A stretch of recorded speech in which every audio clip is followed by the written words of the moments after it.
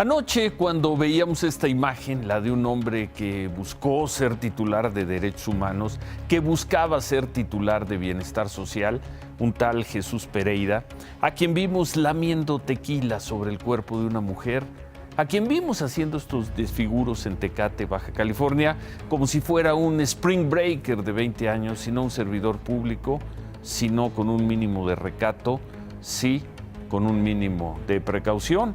Bueno, recuperamos esa imagen porque anoche preguntamos si después de tantas estampas grotescas, groseras, después de tanta majadería, el insulto y la patanería se habían convertido en uno de los principales distintivos de la Cuarta Transformación. Eso preguntamos anoche. Y anoche no imaginábamos las dos estampas que se imprimieron hoy. La primera.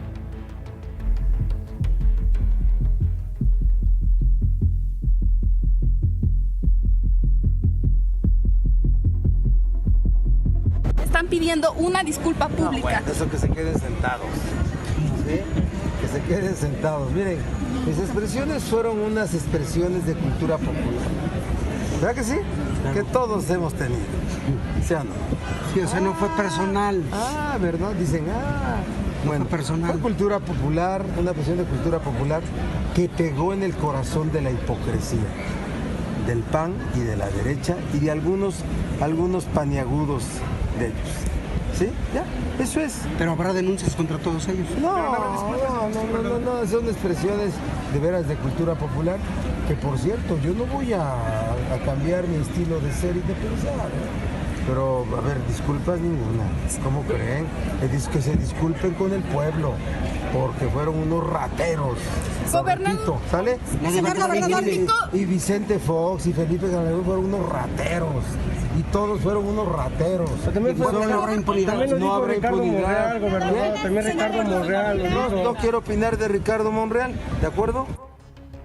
Ahí están las imágenes y ahí están las palabras. Cultura popular. Glorificar 5 muertes es cultura popular. Burlarse de 5 cadáveres es cultura popular. Pendenciar con esa hazaña es cultura popular. ¿Qué extraña comprensión de la cultura popular tiene el gobernador Barbosa? le están pidiendo una disculpa pública. No, bueno, eso que se queden sentados. ¿Sí? Que se queden sentados. Miren, mis expresiones fueron unas expresiones de cultura popular. ¿Verdad que sí? Claro. Que todos hemos tenido. ¿Sí o no? Disculparme yo, que se disculpen ellos, que disculpen con el pueblo, porque son unos rateros y unos hipócritas. Palabra de gobernador. Buenas noches. Pues sí, parece que la patanería se encumbra en los tiempos de la Cuarta Transformación. Y para muestra, aquí está otro botón.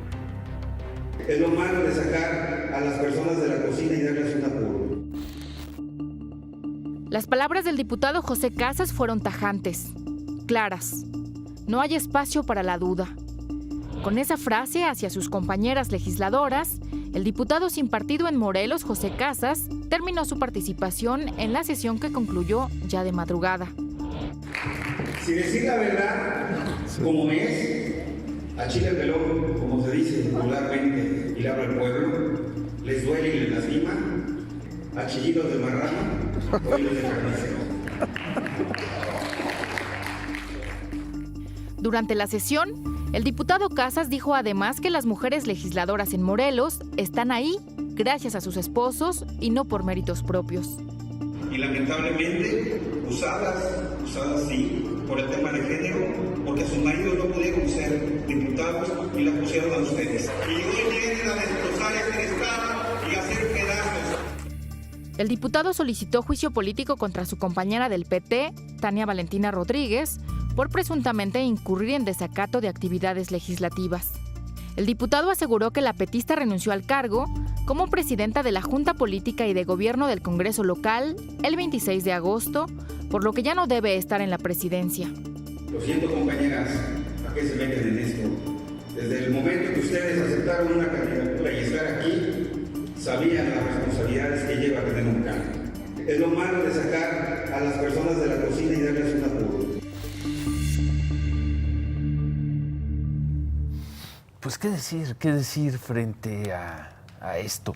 Veíamos hace un mes las protestas de mujeres contra la misoginia, contra la violencia, y aquí están estos legisladores diciendo, sin desdoro ninguno, sin empacho, es lo malo de haber sacado a las mujeres de la cocina donde deberían estar y traerlas aquí a un Congreso donde tampoco deberían estar, porque quienes tendrían que estar ocupando esas posiciones son sus esposos.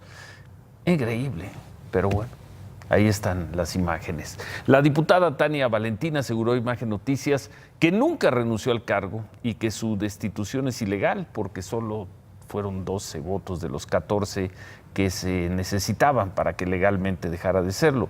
La diputada aseguró que estas acciones responden a las denuncias de 7 legisladoras de la oposición que han protestado, y a pesar de que el diputado José Casas, el del que quiere a las mujeres en la cocina, a pesar de que el diputado no tiene partido, pues según la diputada, es un hombre muy cercano al gobernador de Morelos, Cuauhtémoc Blanco. Vivimos en Morelos un ataque así hacia las mujeres. Ayer muy molesto porque estábamos levantando la voz y hemos señalado la corrupción, la intromisión de Ulises Bravo, hermano del gobernador, en todos los ámbitos de gobierno y en el Congreso del Estado, y de Pablo Ojeda como secretario de gobierno. Obviamente le molesta mucho a estos compañeros. Bueno, el diputado, a diferencia del gobernador Barbosa, el diputado José Casas aseguró que sus palabras fueron malinterpretadas y que son las palabras que usamos todos. Sacan el contexto. Mi respeto a todas las mujeres de la cocina. Vengo de una familia de cocina. Si les sirve y se sienten ofendidas las diputadas, el tema no es de un tema de misoginia. El tema es de lo que está sucediendo en el Congreso y se está manipulando. La violencia de género se da mucho más complicado cuando es de una mujer a una mujer. Que no se saque de contexto. Soy un ciudadano mexicano, tengo un vocabulario común como el que usamos todos. La violencia de género se da mucho más cuando es de una mujer a una mujer. Con razón dice que lo sacaron de contexto. Ahí está la grabación, ahí están las palabras, ahí está lo que dijo en el Congreso de Morelos ayer. Quedan esas palabras, pero bueno, al menos dijo que lo sacaron de contexto y no que no tiene absolutamente nada de qué disculparse. La patanería en los tiempos de la Cuarta Transformación.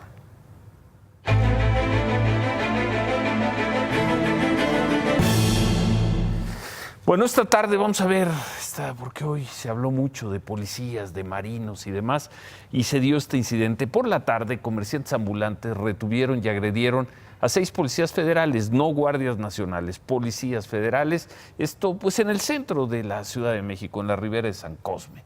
Los comerciantes denunciaron que los policías iban a asegurar un local y que no tenían justificación, que lo que querían los policías federales era extorsionarlos, ya que era según ellos, según los comerciantes, un operativo ilegal.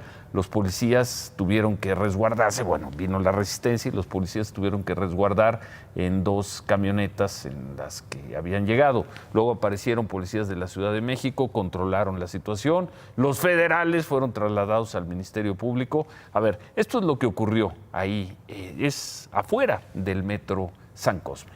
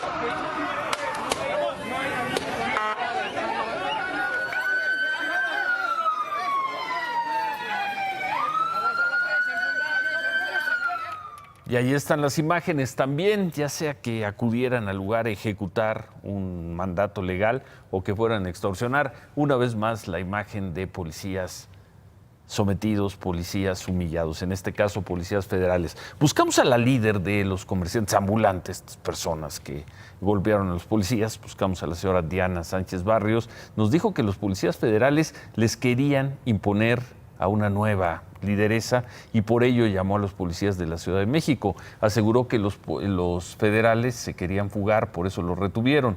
Diana Sánchez Barrio también señaló a quien considera que es el presunto responsable de esto que ocurrió. Pues llegaron unos policías federales a amedrentar al grupo que represento en esas calles, amenazándolos, pidiéndoles dinero, extorsionándolos, diciéndoles que venían de parte del diputado Fernández Noroña y que su representante ya iba a ser Verónica Concepción Lugo Fuentes y que ellos tenían que entrarle con ellos y si no que se fueran del lugar. Bueno, pues hoy por hoy tenemos miedo, no sabemos si realmente eran federales o no, sobre todo porque no se presentaron, porque no se presentaron con un gafete. Hacemos responsable al diputado Fernández Noroña, a la ciudadana Verónica Concepción Lugo Fuentes, por todo lo que está pasando en Ribera de San Cosme. Bueno, desde que comerciantes y la misma mujer que veíamos, Diana Sánchez Barrio, lo culparon, el diputado Fernández Noroña tuiteó: no tengo nada que ver en el litigio entre comerciantes que rechazan a Diana Sánchez con los que controla ella misma. En otro tuit, Fernández Noroña coincidió en que es muy raro que haya intervenido la Policía Federal. La única respuesta, pedimos una respuesta oficial a la Policía Federal para ver qué hacían ahí estos policías. Lo único que se responde hasta este momento, y fue en la cuenta de Twitter de la Guardia Nacional, es, leo textual: con el fin de deslindar responsabilidades, personal de asuntos internos de la Policía Federal acompañó el traslado al Ministerio Público de 6 integrantes en proceso de transición a la Guardia Nacional involucrados en un incidente con comerciantes. Eso es todo. No dieron más detalles. En fin, queda este extraño, muy extraño incidente hoy en el centro de la Ciudad de México. Y hablando de las humillaciones a policías, aquí hemos presentado como una sección de este programa, humilla a un policía. Vamos a ver ahora estas imágenes donde policías son municipales de Nesa, de Netzahualcóyotl, Estado de México, se pelearon así con 2 estudiantes de bachillerato. Los policías querían infraccionar a un mototaxista que era tío de las 2 jóvenes y bueno, pues también cuando vemos cómo pelea, cómo actúa, cómo trata de someter la policía a, en este caso, a un señor y a 2 jóvenes, se puede entender también por qué hay tan poco respeto por los policías.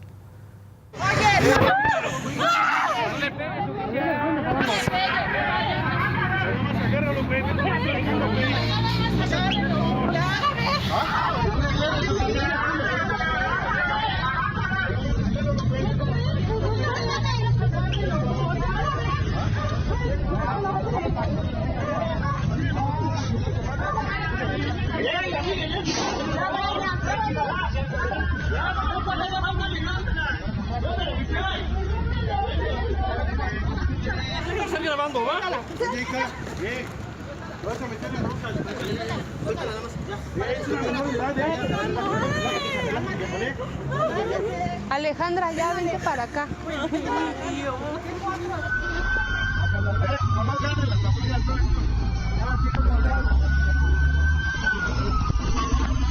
Y al final los lograron someter los policías, pero esos son los protocolos, así es, jalón de pelo, a gritos. En fin, la policía de Nesa informó que la Comisión de Honor y Justicia va a revisar el caso y va a determinar si fue incorrecta la actuación de estos 2 policías, hombre y mujer. En caso de que así sea, pues serán sancionados. ¿Cuándo veremos policías imponiéndose, actuando con protocolos? Desde luego con respeto a la ley, pero pues con la fuerza. ¿Cuándo lo veremos? ¿Lo veremos algún día? Hoy, hablando de policías, la secretaria de Gobernación, Olga Sánchez, hizo estas declaraciones sobre la seguridad y sobre el papel de la Marina en la lucha contra los grupos criminales. Las declaraciones las hizo en Guanajuato. La instrucción del presidente fue que la Marina se fuera a los litorales, a los puertos, y esta fue una instrucción que obviamente fue para toda la Marina y que el ejército se quedara, digamos, dentro del territorio. Por eso fue una decisión general, no fue una decisión nada más para el estado de Guanajuato. La instrucción de del presidente fue que la Marina se fuera a los puertos. En estas declaraciones la secretaria Olga Sánchez aseguraba que, o daba a entender que todos los marinos del país se iban a ir del territorio, del centro, de las montañas, para irse a los litorales. No quedaba claro y además, qué raro, fue toda una sorpresa esta declaración, que uno supondría la tendría que haber dado a conocer o el presidente de la República, o el secretario de Seguridad, o el jefe de la Guardia Nacional, o el secretario de Marina. Bueno, sorprendente declaración de la secretaria de Gobernación. En la noche, la secretaria de Gobernación precisó, la propia secretaria de Gobernación precisó que los marinos solo salieron de Guanajuato y que en su lugar se desplegó la Guardia Nacional. Que esto no quiere decir que la salida de la Marina ocurrirá en todos los estados del país, como había declarado la secretaria Olga Sánchez.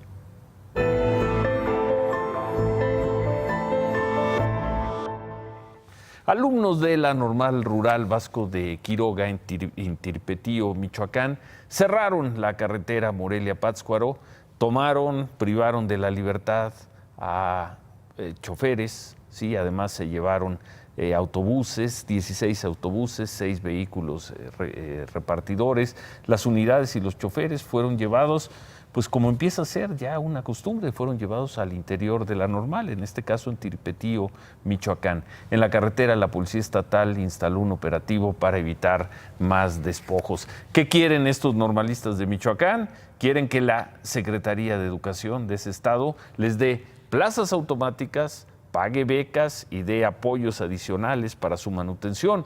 De acuerdo con la Cámara Nacional del Autotransporte, los manifestantes les informaron que las unidades retenidas van a ser entregadas hasta el martes. Lo que pide este grupo de normalistas es muy parecido a la historia que tuvimos aquí en la semana, lo que pedían y obtuvieron con éxito los normalistas de Tenería en el Estado de México.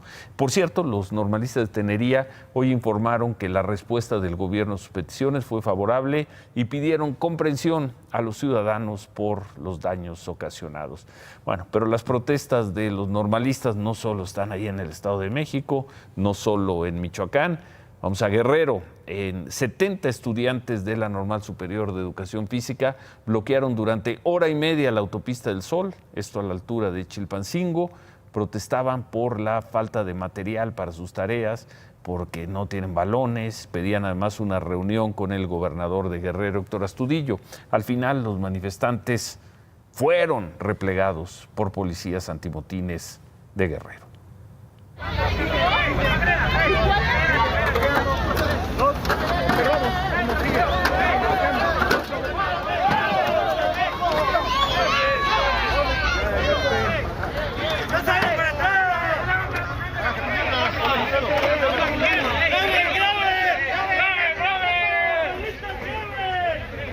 Eso en Chilpancingo. En Puebla, la Puebla del gobernador de Expresiones Populares, Miguel Barbosa. Alumnas de la Escuela Normal Carmen Cerdán tomaron la caseta de Atempan, esto en la Sierra Norte del estado, en el rostro cubierto. Estaban apoyadas, dijeron, por estudiantes de la Normal de Ayotzinapa. Los jóvenes pedían a los automovilistas entre 25 y 100 pesos para que pudieran pasar. Este grupo de normalistas pide otras cosas, pide la destitución de directivos de la escuela por supuesto desvío de recursos. Bueno, los normalistas, la semana además de los normalistas. El presidente de la Comisión Nacional de Derechos Humanos, Luis Raúl González Pérez, anunció que no buscará reelegirse en el cargo ni aceptará ser postulado por alguna organización que pida que se reelija. Esto va a ocurrir en el cambio de titular de la CNDH, se va a votar en noviembre y se descarta Luis Raúl González Pérez, con el argumento de que quiere garantizar la autonomía y la independencia de la CNDH. Se le preguntó sobre la relación que tiene con el actual gobierno y Luis Raúl González Pérez lamentó que se haya llegado al extremo de una desautorización moral hacia la comisión y su trabajo. Se va, también se repliega otro de los críticos, otro de las cabezas de una institución que discutía, no podemos decir que enfrentaba o confrontaba, discutía y discutía fuerte con el nuevo gobierno.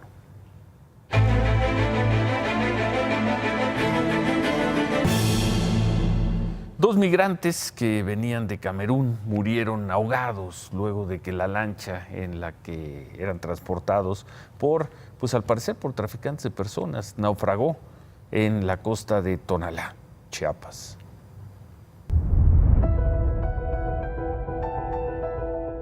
En el intento de evadir los controles migratorios y los retenes de seguridad, 11 cameruneses que tenían como objetivo llegar a Estados Unidos cayeron en las redes de los coyotes, quienes les ofrecieron llevarlos hasta Tijuana por mar y tierra. Pero esta mañana, apenas iniciado su viaje, naufragaron en una lancha pesquera. De los 11 migrantes africanos solo fueron localizados 8 con vida, entre ellos una mujer embarazada. Desafortunadamente, 2 fueron encontrados sin vida en la orilla del mar y uno más aún está desaparecido. Venimos a pescar temprano y ya nos percatamos de que la lancha se había volteado y que era de migrantes, pues, y tenían un cuerpo y ahorita pues ya es otro que sale. Sí, ahorita la marea alta fue que lo ayudó a salir al cuerpo. De acuerdo con la carpeta de investigación que se abrió en la Fiscalía de Chiapas, los testigos señalan que aproximadamente a las 7 de la mañana, en la bocabarra entre la comunidad de Paredón y Puerto Arista, un grupo de personas iba en una pequeña lancha pesquera y al ladearse todas cayeron al agua. Hasta ahora lo único que se sabe es que este grupo de migrantes de Camerún pagó aproximadamente $1,500 por persona a los coyotes. Como denuncian activistas lo hicieron 500 africanos que ya están en Tijuana. Así que le preguntamos a don Francisco Garduño cómo llegaron, si él dice que hay 21 retén migratorios en todo el estado, que fueron pagándole a los del cartel del Instituto Nacional de Migración. Así llegaron allá y así se están yendo por lanchas. Esta es una prueba, desgraciadamente una prueba muerta, que caiga sobre la conciencia, si es que tiene, de estas autoridades migratorias. Los sobrevivientes fueron trasladados por elementos de la Marina que participaron en su rescate al hospital de la ciudad de Tonalá.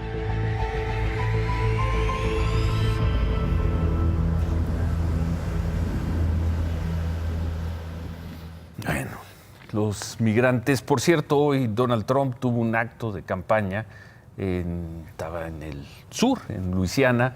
Ahí Trump no dejó pasar la ocasión para darle el agradecimiento número 34 a México, 34 en 4 meses. You know, we protect borders of other countries. We don't protect our own borders. But I want to thank Mexico. The president of Mexico is great. 27,000 Mexican soldiers are on our border. And you see the numbers, they plummeted. 27,000. Think of it. Pues de tanto repetir esa cantidad debe ser cierta, porque además nadie desmiente a Donald Trump. 27,000 soldados, que por lo demás no todos son soldados, están en las fronteras mexicanas, en el norte, en el sur, para evitar que los migrantes lleguen a Estados Unidos. 34, felicitaciones. Más temprano, Donald Trump anunció, por cierto, la renuncia de Kevin McAleenan, el secretario de Seguridad Interior del Homeland, del temible Homeland Security de Estados Unidos. Fiel a su costumbre, Trump lo hizo en Twitter, pero esta vez, a diferencia de lo que ha dicho de otros colaboradores, reconoció al señor McAleenan, dijo que había hecho un trabajo increíble y que juntos redujeron el número de migrantes que cruzan su frontera. Trump dijo, esta persona dijo que se retira para pasar tiempo con su familia, para trabajar en la empresa privada. Estuvo 6 meses en el cargo. A mediodía le preguntaron a la secretaria de Gobernación y ministra en retiro, Olga Sánchez, sobre la acusación del ministro presidente de la Corte, Arturo Saldívar, quien aseguró que fue presionado por Felipe Calderón cuando Calderón era presidente. Olga Sánchez se limitó a decir que comparte lo que denunció el ministro Saldívar. Dijo también que cuando era ministra estuvo de acuerdo con Saldívar en los polémicos casos de la secuestradora francesa Florence Cassés y de la tragedia donde murieron tantos niños en la guardería ABC. Los dos asuntos en los que, según el ministro Saldívar, Felipe Calderón trató de presionarlo. También le preguntaron al presidente López Obrador sobre este tema en su conferencia de la mañana. Dijo que prefiere no meterse en este debate, pero que respete el punto de vista del ministro Saldívar, y así se expresó del ministro Saldívar, presidente de la Suprema Corte de Justicia. La opinión que tengo del ministro Saldívar, presidente de la Corte, es que es un hombre íntegro, que le tengo confianza. Sí lo considero un agente honorable, de bien, me da confianza. Si no, no lo diría. El que también habló del tema fue el coordinador de los senadores de Morena, Ricardo Monreal. Dijo que a él le gustaría ver una corte que hablara menos, más sigilosa y prudente, porque no le gusta que los jueces estén litigando en los medios. Sin embargo, aclaró que tienen derecho a defenderse y a expresar lo que quieran. Hoy, por cierto, la Unidad de Investigación Financiera difundió los recibos con los que solicitó el bloqueo a las cuentas bancarias del exministro Eduardo Medina Mora. Esto para aclarar, como lo dijo ayer el titular de la unidad, Santiago Nieto, de que no se utilizó el congelamiento de las cuentas como medida de presión para que Medina Mora renunciara al cargo. De acuerdo con estos documentos, la solicitud de bloqueo se elaboró a las 10:30 de la noche del jueves 3 de octubre, más de 5 horas después de la renuncia del ministro. Bueno, aclaró que el oficio se envió y se recibió en las oficinas de la Comisión Nacional Bancaria y de Valores hasta la mañana siguiente, a las 9 de la mañana, ya que se había solicitado fuera del horario hábil. Los minutos de los bloqueos y los desbloqueos de estas cuentas. Por supuesto, irregularidades en el manejo de recursos públicos. Un juez penal de Pacho Viejo, de la cárcel de Pacho Viejo, dictó hoy orden de aprehensión contra 4 ex colaboradores del ex gobernador de Veracruz, Miguel Ángel Yunes. Se trata de Bernardo Segura, quien fuera subsecretario de Finanzas, fue detenido esta mañana por la Fiscalía de Veracruz. La orden de aprehensión también incluye a Clementina Guerrero, exsecretaria de Finanzas, y a sus colaboradores Adrián Picón y Luis Francisco Virúes. La información fue confirmada por el propio exgobernador Yunes a través de una carta pública en la que afirma que rompe su silencio para defender la honestidad de sus colaboradores. Yunes aseguró que la acusación es por un cheque por 250 millones de pesos que le entregó la entonces Procuraduría General de la República al inicio de su gestión y que formaba parte de los recursos que recuperaron de lo supuestamente desviado por Javier Duarte. Según Yunes, del uso de ese dinero fue notificado el Congreso del Estado y que hay pruebas de que ese dinero se usó en beneficio de los veracruzanos. El exgobernador Yunes asegura que con estas acciones lo que se trata es de desviar la atención a los graves problemas de inseguridad y corrupción que vive Veracruz. Quien también opinó del tema fue el exgobernador Javier Duarte, y escribió en Twitter, celebró la detención del exfuncionario y dijo que poco a poco el circo yunista se cae. Duarte escribió también, ahora lloras, refiriéndose a Yunes, ahora lloras como el cobarde que eres cuando tú cometiste los más aberrantes abusos contra mujeres y niños indefensos cuando tuviste el poder. Existen recomendaciones de la Comisión Estatal de Derechos Humanos que confirman lo anterior. Para Yunes, dice Duarte, ni perdón ni olvido. Vamos a regresar a este tema y también al del gobernador de Chihuahua, Javier Corral, al final del programa. ¿Qué más tenemos, Cristal?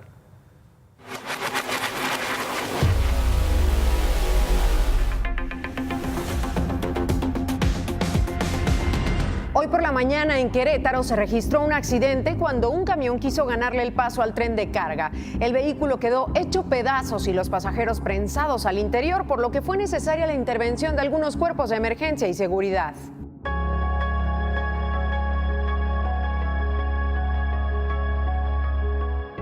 Una unidad de transporte de personal intentó ganarle el paso a un tren de carga en la comunidad de Las Vallas, San Juan del Río, Querétaro.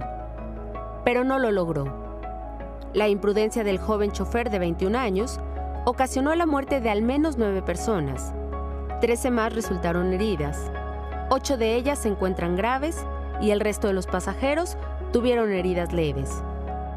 Los más de 40 ocupantes quedaron prensados en el camión, por lo que diversos cuerpos de emergencia y seguridad trabajaron de manera coordinada para rescatar a los sobrevivientes. Yo oí que venía silbando el tren, pero no, o sea, nada más lo escuché. Pues me tocó ver a algunas de las que estaban sacando, de los que ya habían fallecido, nada más. El chofer está hospitalizado, herido de gravedad, pero en calidad de detenido, a la espera de que mejore su condición y pueda declarar para ponerlo a disposición de la autoridad.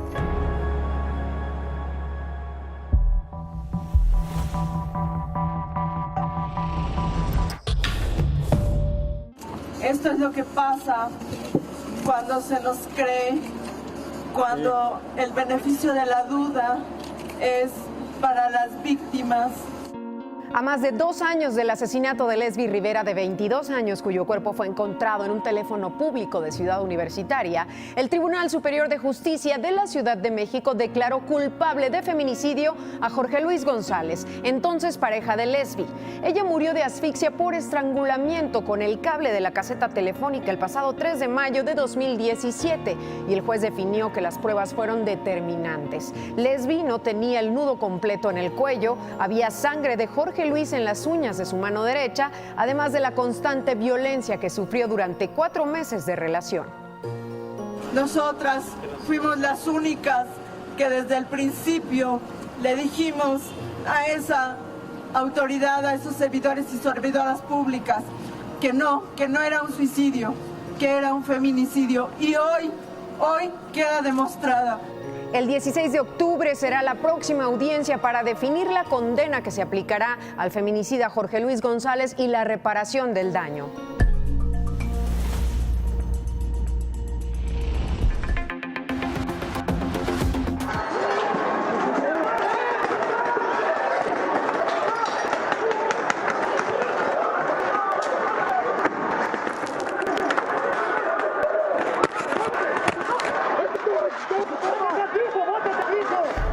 Por 9º día consecutivo se registran protestas y paro nacional en Ecuador. La manifestación, que inició con transportistas, creció. Se sumaron grupos indígenas, estudiantes y otras agrupaciones molestos por la reforma económica que anunció el presidente Lenín Moreno, que incluye el aumento al precio de la gasolina. Hoy, el mandatario ecuatoriano, desde Guayaquil, a donde trasladó su gobierno, llamó al diálogo a la dirigencia y bases de las organizaciones indígenas, quienes exigieron también que el gobierno se responsabilice de los 5 muertos durante estos días y que separe de sus cargos a los implicados en la represión policial y militar durante las protestas.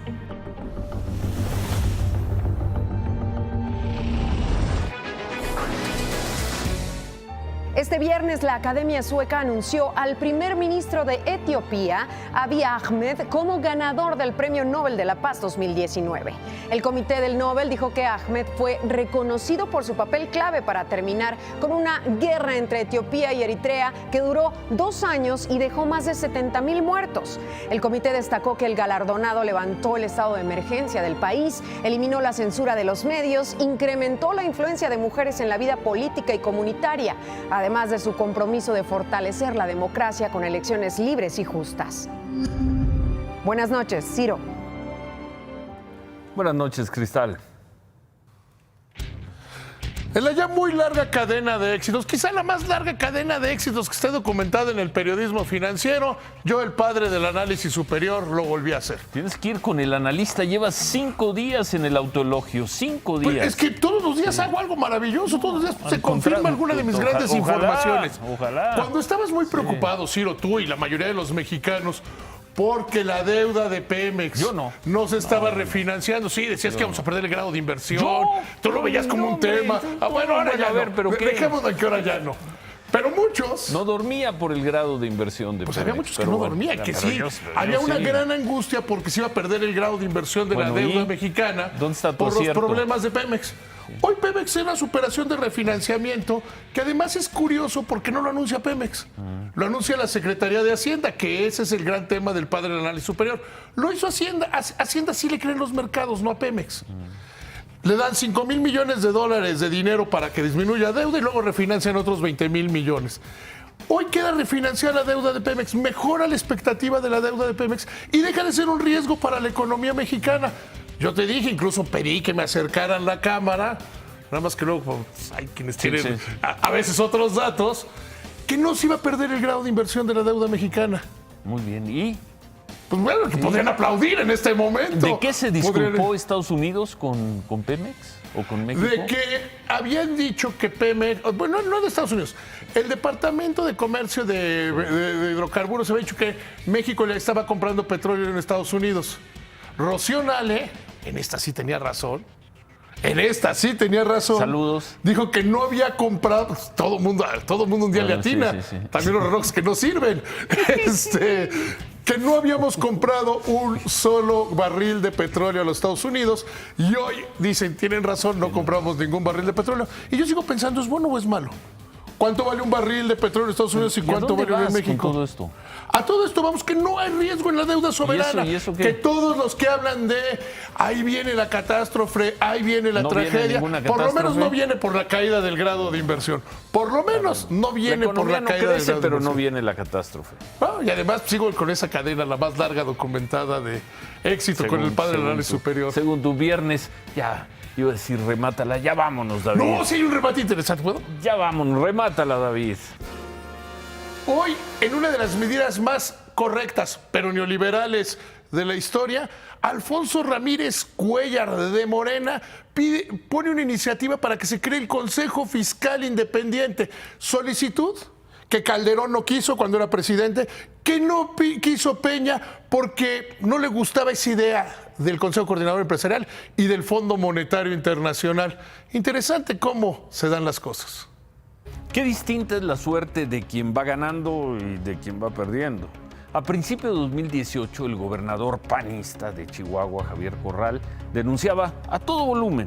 Denunciaba al PRI, al presidente Peña Nieto, etcétera, por que le había retenido un dinero a Chihuahua después de que el gobernador Corral denunciara una supuesta red de desvío de dinero del gobierno federal a campañas electorales del PRI.